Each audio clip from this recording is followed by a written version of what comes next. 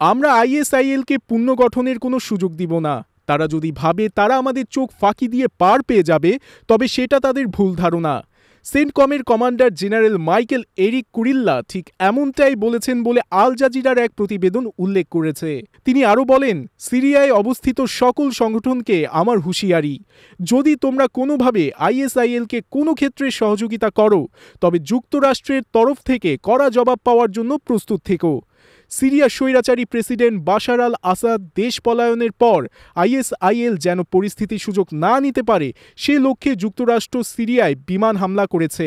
যুক্তরাষ্ট্রের central commander রোববার এক বিবৃতিতে জানায়, তারা সিরিয়ায় ৭৫টিরও বেশি আইএসআইএল এর ঘাঁটিতে আঘাত এনেছে। এর মধ্যে সংগঠনের শীর্ষ নেতৃবৃন্দ অন্তর্ভুক্ত।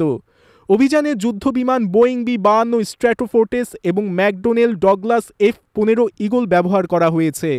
সেন্টকম জানিয়েছে, এই হামলায় কোনো বেসামরিক হতাহতের খবর পাওয়া যায়নি। সিরিয়ার প্রেসিডেন্ট বাশার আল আসাদের সরকার পতনের পর দেশটিতে নিরাপত্তা পরিস্থিতি আরও অস্থিতিশীল হয়ে উঠেছে।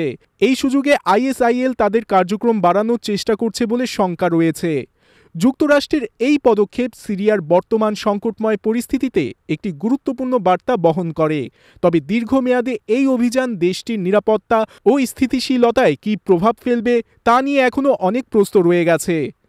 যুক্তরাষ্ট্রের এই অভিযান আন্তর্জাতিক মহলেও আলোড়ন তুলেছে।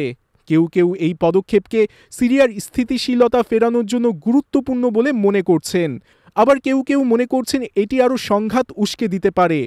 সিরিয়ার বর্তমান পরিস্থিতি এবং যুক্তরাষ্ট্রের ভূমিকা কিভাবে এই সংকটকে প্রভাবিত করবে তা এখন সময়ই বলে দেবে।